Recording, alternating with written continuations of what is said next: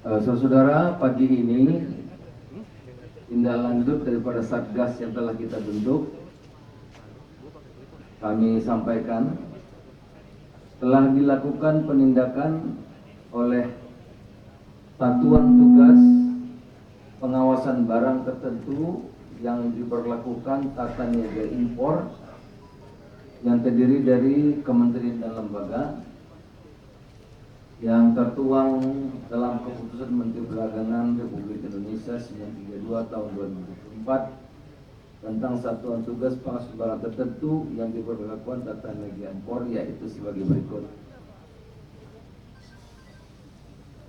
Baris Krim Polri telah melakukan penindakan terhadap pakaian bekas sebanyak 1.883 bal.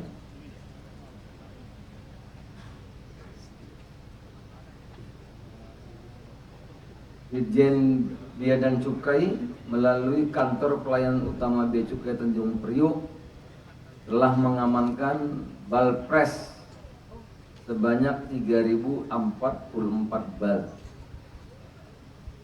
Kantor pengawasan dan pelayanan Bea Cukai Cikarang telah mengamankan sebanyak 695 produk jadi, ada karpet, handuk, dan lain-lain.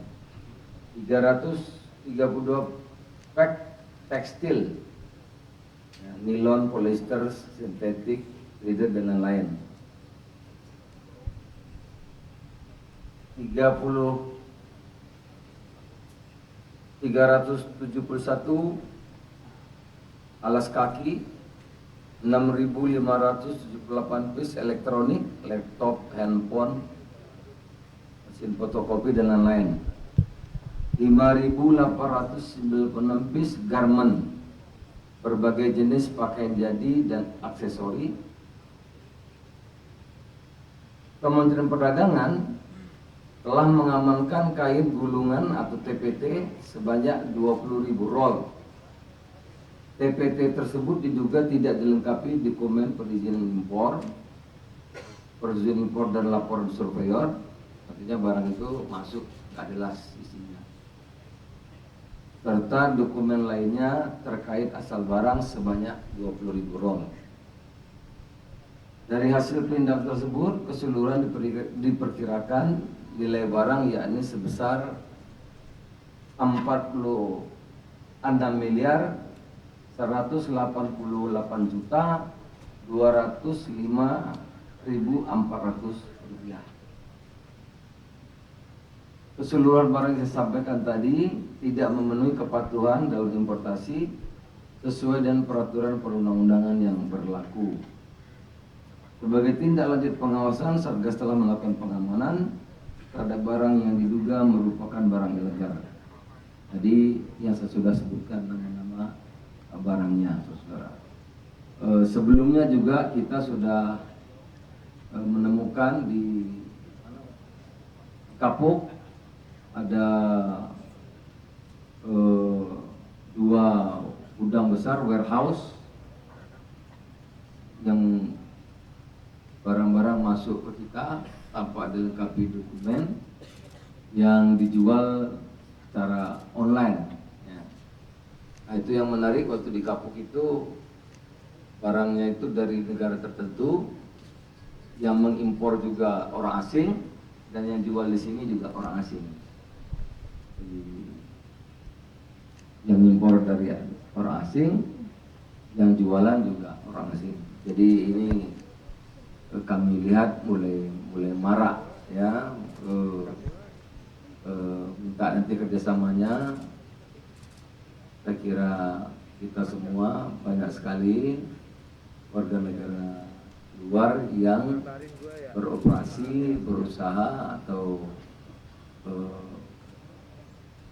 berdagang di distributor besar, di mal-mal besar, pusat-pusat grosir besar seperti Tanah Abang gitu, Mangga 2 kalau di Jakarta, dan di provinsi-provinsi lainnya juga banyak warehouse juga yang menampung barang-barang ekspor itu yang tidak dilengkapi dengan dokumen yang sah, itu juga dilakukan penjualan secara online. Oleh karena itu kita meminta seluruh pihak untuk bekerja sama agar ini bisa kita tertibkan, sehingga sekali lagi keluhan yang bertubi-tubi datang kepada kami, Kementerian Perindustrian, banyak industri tekstil, pakaian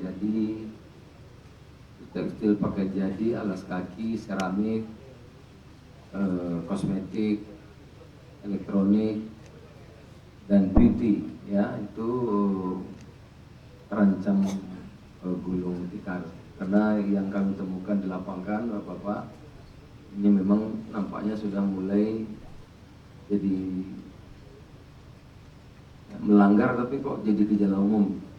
Nah, ini yang memang harus menjadi perhatian kita serius agar industri kita tidak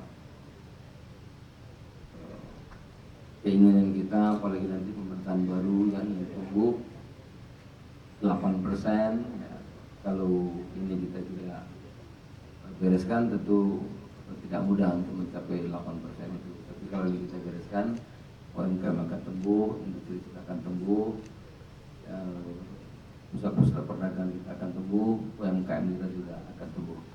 Saya kira demikian. Ini kita satu tim. Satu tim itu perlu kerjasama yang kuat. Saya kira demikian. Terima kasih. Kalau ada pertanyaan saya persilakan.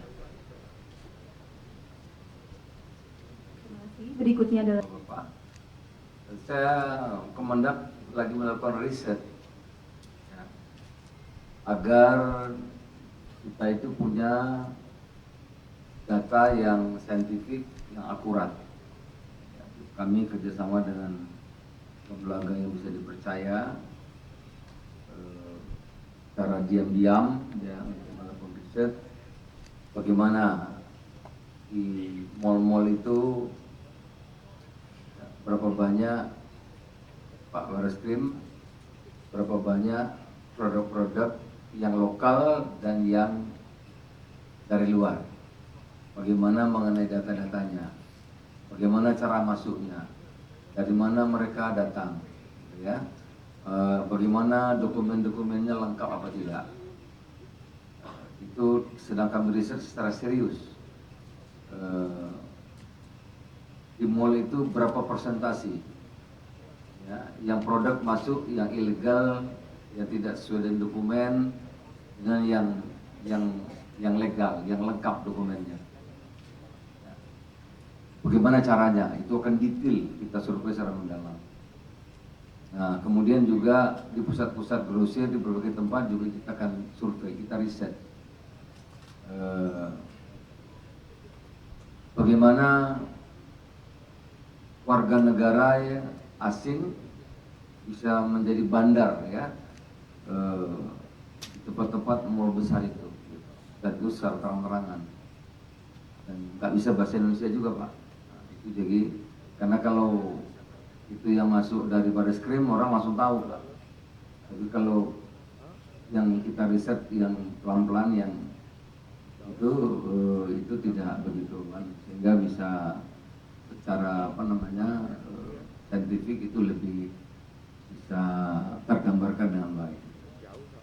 Dan juga kita akan lihat bagaimana produk-produk yang warehouse itu begitu banyak sekarang di berbagai provinsi. Juga kita lihat, kita akan cari riset itu berapa banyak yang tidak memenuhi ketentuan. Dan ini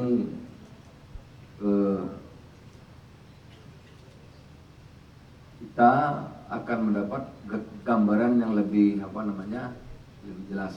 Ya. Nah, mudah-mudahan dalam 1 bulan ini bisa kami selesaikan.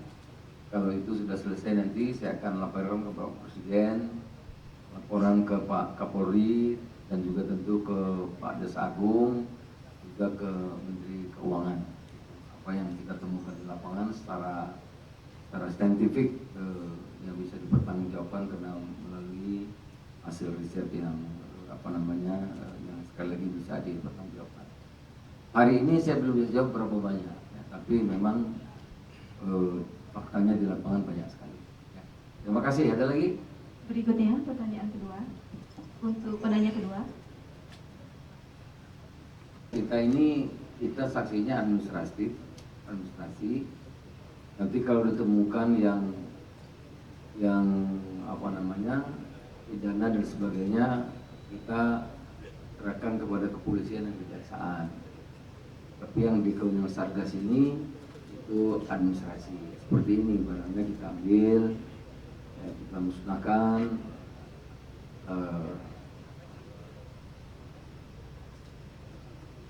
Kalau ditemukan di lain itu, ya tentu nanti aparat penegak hukum.